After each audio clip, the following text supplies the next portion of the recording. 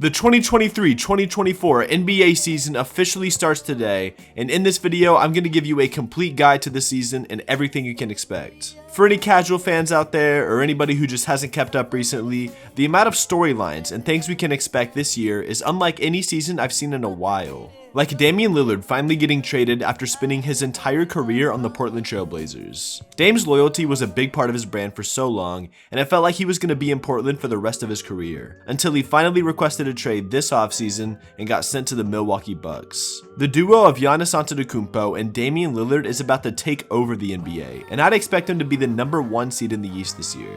Out of the Miami Heat, and the Boston Celtics, and the Milwaukee Bucks, I'd say the Bucks have the most likely chance of making it out of the East and to the NBA Finals this year. Considering last year they were the #1 seed without Dame, and they won a championship just 2 years ago with the same core they have now. But like I just mentioned, there are two other teams that have a pretty good chance of making it out of the East: the Miami Heat and the Boston Celtics. The Heat made it to the finals this past season as the 8th seed, beating the #1 seed Milwaukee Bucks, and they were only a few games away from a NBA championship. Miami has now made it to 2 different finals in the past 4 years, and they're hungry to prove to everybody that they can get over the hump and actually win a championship.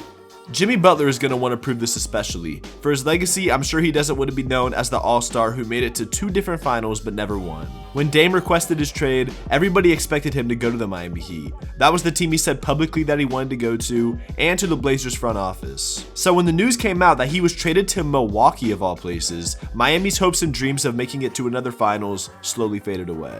Although they already beat them last season, the chances of the Heat beating the Bucks with Damian Lillard is slim to none. And they'll have to get through the Boston Celtics as well, which they've done before, but it's always a 50-50 series between these two teams. They've played each other in the conference finals the past 2 years, the Celtics winning in 2022 and the Heat winning last season. But the Boston Celtics just picked up Jrue Holiday from the Bucks, which could be a very big move for the Celtics. There were a lot of questions this offseason on if Jaylen Brown was going to stay with the team or if they were going to end up trading him. And the Celtics decided they were going to keep this Jaylen Brown-Jason Tatum duo for a few more years, giving both Brown and Tatum max contracts. The only other real contender in the East is the Philadelphia 76ers, but I don't even know if I want to call them contenders anymore. We see this every single year. It's almost guaranteed they lose in the semifinals every season, and I've personally lost hope in this team.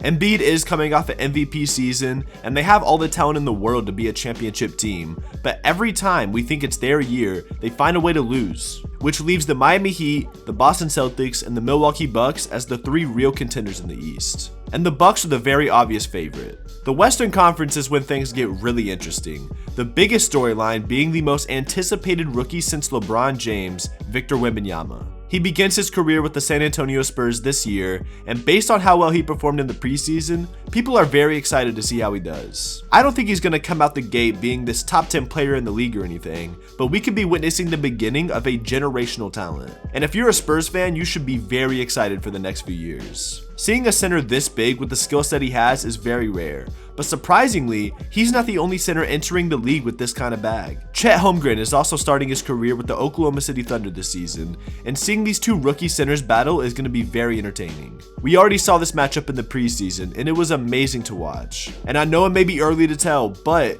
these guys could be the future of the NBA. The one other rookie people are excited about is Scoot Henderson, who was the 2nd overall pick in this year's draft. And he's being drafted to a Portland Trail Blazers team trying to recoup after the loss of Damian Lillard, which honestly works out better for Scoot. Sharing the team with a player like Damian Lillard would have made it a lot harder for him to develop this early in his career. The Blazers definitely won't be anything to write home about this year, and I doubt if they're even a play-in team, but seeing how good Scoot Henderson does will make the Blazers a team to look out for this year. Now, those are the rookies to look out for, but the Western Conference also holds the most exciting teams in the NBA. There are 8 different teams I think at least have a chance of doing really well in the playoffs and going all the way. The most likely being the Phoenix Suns. The Suns recently added Bradley Beal to the team, which makes for one of the most unstoppable big threes offensively I've ever seen. Kevin Durant, Bradley Beal, and Devin Booker all on the same team. They lost in the playoffs last year, but I truly believe they will be the favorites to come out the West this year. Between the Suns and the team that beat them in last year's playoffs, the Denver Nuggets. The Nuggets are the reigning NBA champions, and they're looking to go back-to-back. Nikola Jokic is the best basketball player on the planet right now, and he's surrounded by guys who can shoot lights out and play exceptional defense. The team won last year for a reason. They are probably one of the most talented teams since the Warriors in 2018.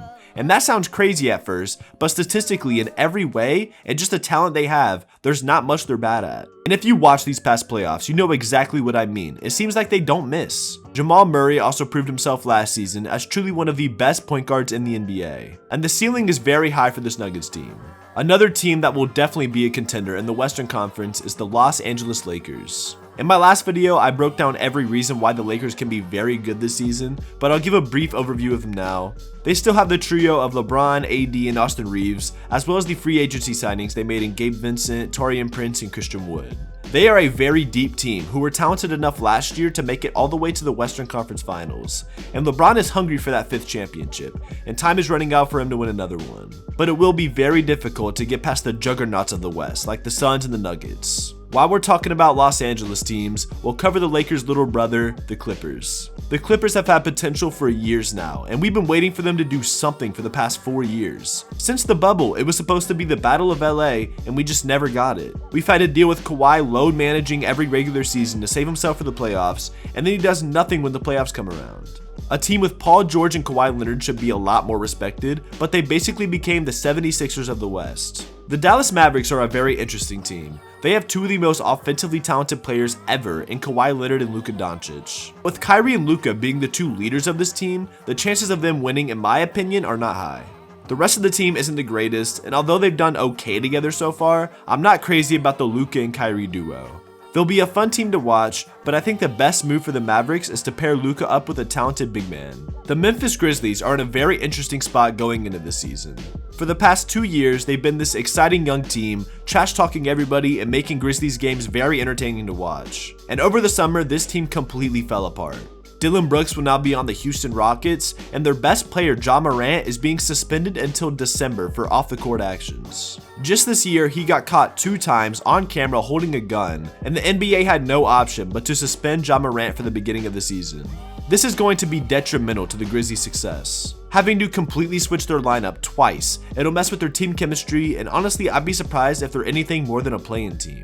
They were the 2nd seed in the West last year, but with everything going on, I just can't see them doing anywhere as good as they did before. The Golden State Warriors were the NBA champions just 2 years ago, and they still have the talent to be a top 5 team in the league. They were the 6th seed in the West last season, but they fell short in the 2nd round, but they did just add Chris Paul to the team, which could either be a giant success or a massive failure. They've looked good so far in the few preseason games they played together, but Chris Paul and Steph Curry on the same team is going to be very interesting to see play out. There was a time where Chris Paul was looked at as the best point guard in the league, and a young Steph Curry was trying to prove his spot as the best. And now, almost a decade later, Chris Paul is about to be the backup to Curry on the Warriors and possibly his last chance at winning a championship. The Warriors and the Sacramento Kings played each other in the first round last season, and it made for some beautiful basketball on both sides. The Kings will never get the respect they deserve, but they showed how great they were in the series. They pushed the series to 7 games, and it took a Steph Curry 50-piece to get them out of there. The Kings are a very solid team, and if they end up sneaking their way to a dark horse playoff run, don't be surprised.